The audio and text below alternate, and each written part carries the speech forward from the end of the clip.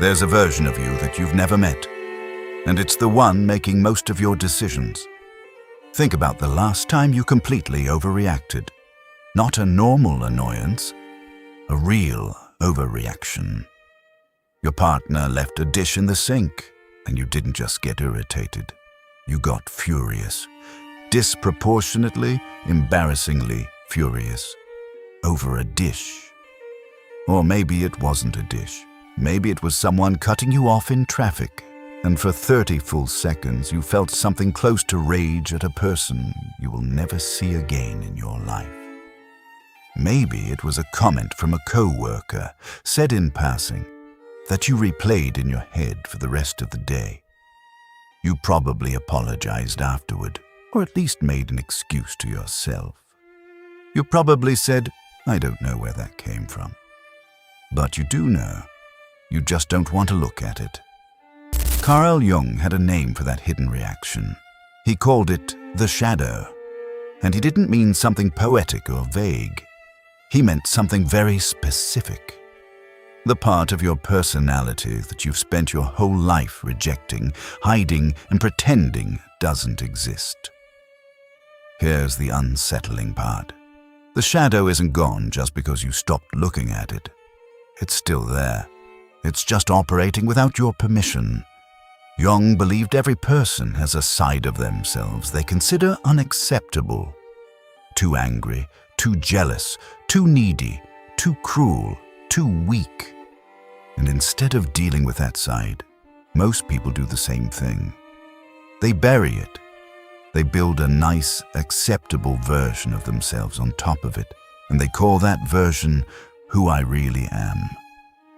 It starts earlier than you'd think too. Nobody is born ashamed of their own anger or their own need for attention. That comes later, taught piece by piece. A child gets told that their jealousy is ugly, that their anger is too much, that wanting attention makes them annoying. So the child does the only thing available to them. They don't get rid of the feeling, that's not actually possible. They just stop showing it, then stop noticing it, until eventually they've convinced even themselves that it isn't there at all. That hidden pile of disowned feelings doesn't go anywhere. It just waits, quietly, for decades. But burying something doesn't make it disappear. It just makes it come out somewhere else, usually somewhere worse, and usually it's someone who didn't deserve it. So if your reaction to the dish, or the driver, or the comment wasn't really about any of those things, what was it actually about? To answer that, you have to go back to the man who discovered this at the exact moment his own life was falling apart. Around 1913, Carl Jung went through a break that nearly ended his career. He had spent years as the closest collaborator of Sigmund Freud, the man Jung once described, in his own words, as a kind of father figure. Freud expected Jung to inherit his entire movement. Then their theories diverged, the relationship collapsed, and Jung found himself completely alone, cut off from the one professional world he had built his identity around.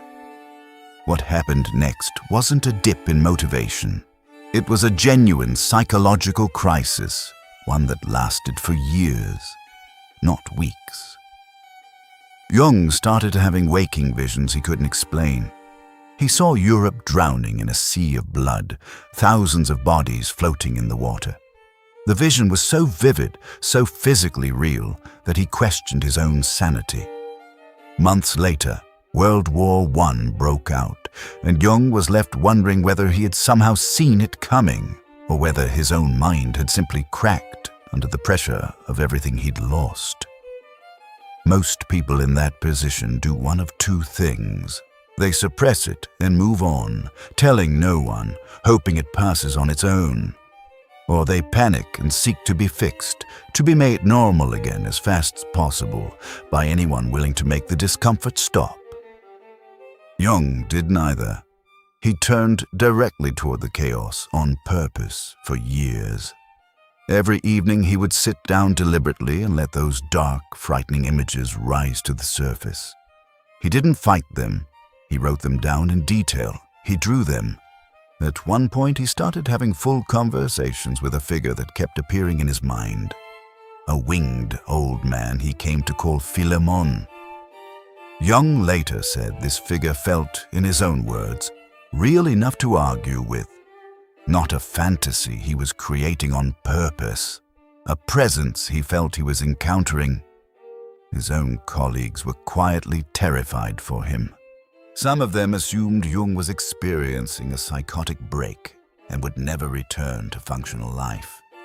His wife, Emma, was one of the only people who stayed close through it, watching a man widely respected for his rational mind spend years deliberately walking into the parts of himself that looked the most like madness to everyone around him. He recorded all of it in a private manuscript, illustrated by hand, that he never intended to publish in his lifetime. He locked it away and kept it almost entirely secret for the rest of his life. It wasn't released publicly until 2009, nearly half a century after his death, when his family finally allowed the world to see what he'd actually been confronting alone, in private, all those years. It's known today as the Red Book. And inside that manuscript is the seed of almost everything Jung is known for today. The unconscious, archetypes, the process of individuation, and the concept we're talking about right now. The shadow. Here's what's important about that story. Jung didn't get better by running from his darkness. He got better by sitting inside it for years until it told him what it actually wanted from him. That's the part most people skip entirely. We're taught that self-improvement means becoming more disciplined, more positive, more good. Cut out the anger, cut out the jealousy, cut out the ugly thoughts. Build a cleaner, nicer version of yourself and bury the rest somewhere you don't have to look at it. Jung would tell you that's exactly backwards. And here's where this gets uncomfortable, because it's no longer just about him. It's about you.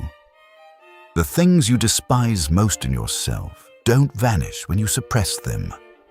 They go underground, and they start running your life from the basement, quietly steering decisions you think you're making freely in your own clear-headed judgment. Think of the friend who explodes at the smallest provocation and swears, completely sincerely, that they're not an angry person. Think of the person who can't stop chasing approval from everyone in the room and insists they don't care what people think. Think of the one who always somehow ends up the victim in every story they tell and has never once asked why that pattern keeps repeating itself with such precision. Or think of the person who needs total control over every small detail of their life and calls it just being organized, when underneath it is a fear so old they can't even remember where it started. None of that is bad luck. That's the shadow, steering from somewhere just outside conscious awareness, while the visible personality keeps insisting everything is fine.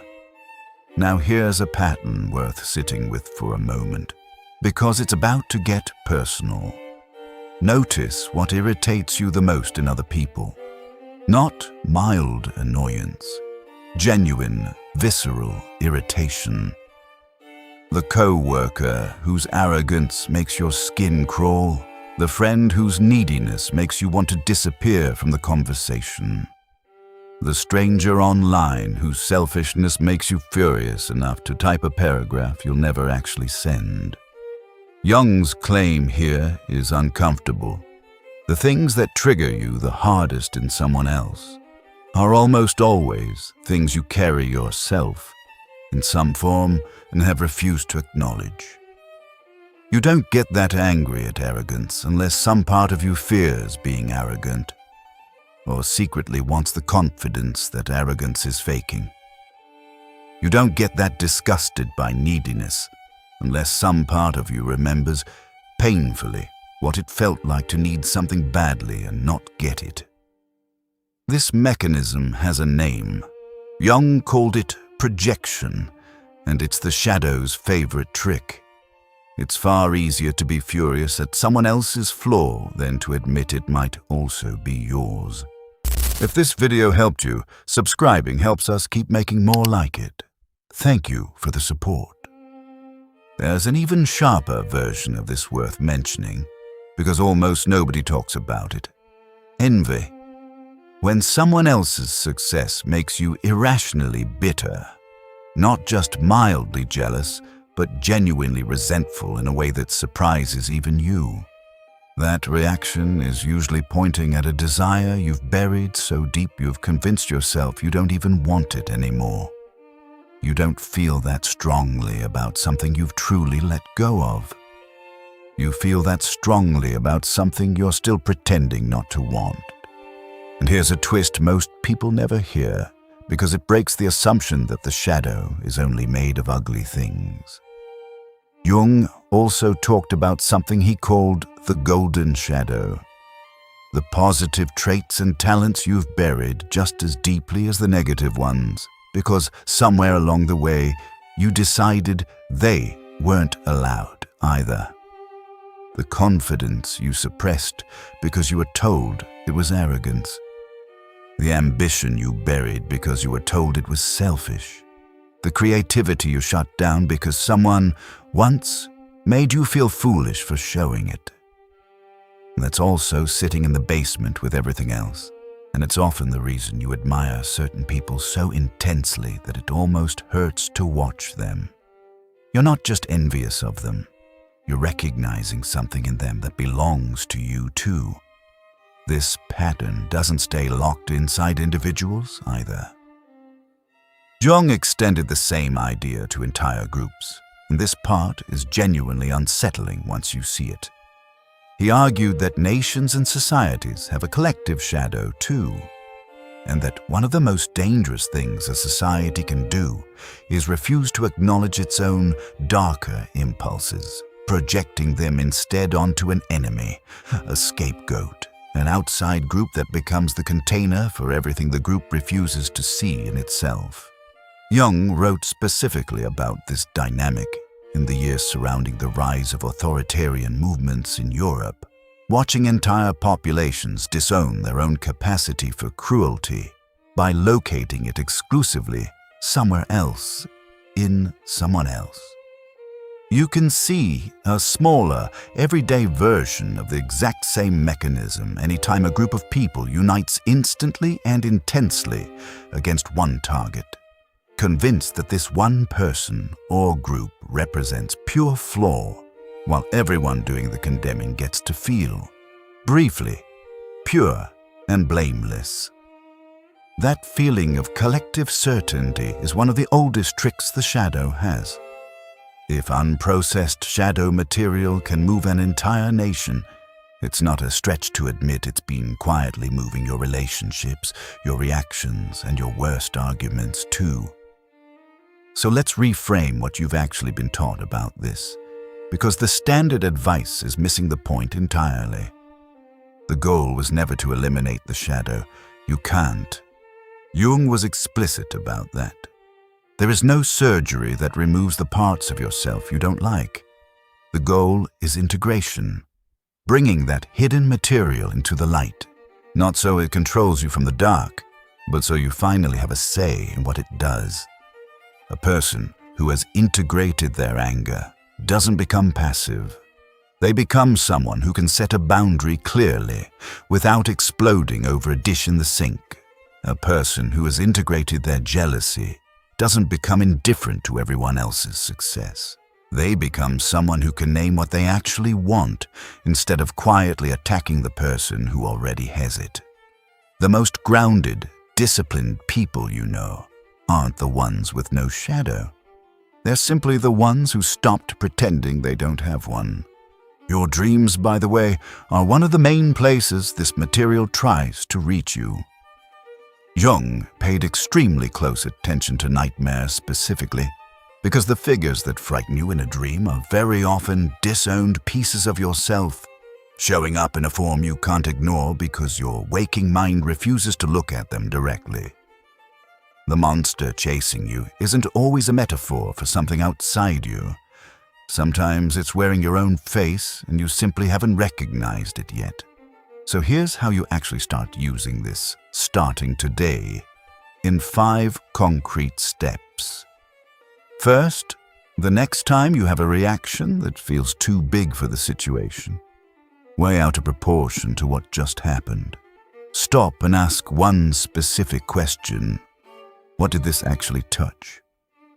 Not what happened on the surface. What old wound, what old fear, what old shame did it brush up against, hard enough to make you react like that? If you want to take it further, keep a single running note on your phone. Just 3 lines each time it happens. What happened? What you felt? What it reminded you of? Give it a month. The pattern that shows up will be one you can no longer pretend not to see. Second, pay close attention to what you mock, especially when you mock it aggressively. The things you make fun of most viciously in others are frequently the things you're most afraid of becoming, or most afraid you secretly already are. Third, run the envy test. Notice who genuinely irritates you when they succeed.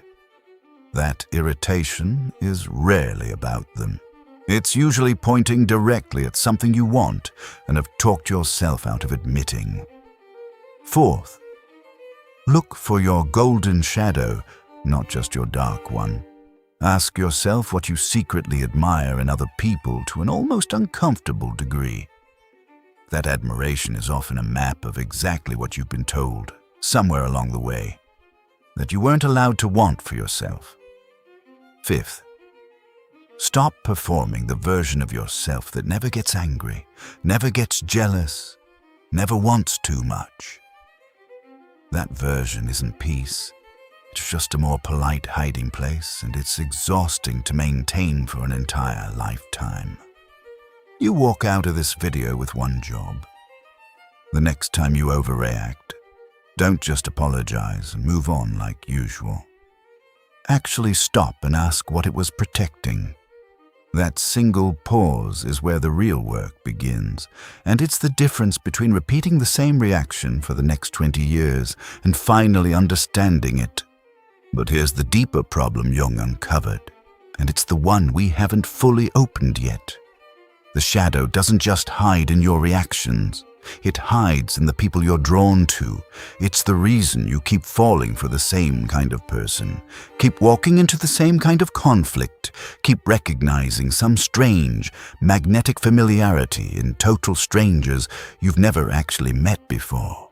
That mechanism, projection, is so much bigger than a bad mood over a dirty dish. It's been quietly running your relationships your entire life, deciding who you fall for and who you can't stand. And almost nobody realizes it's happening until it has already cost them something they cared about. That's exactly where we're going next time.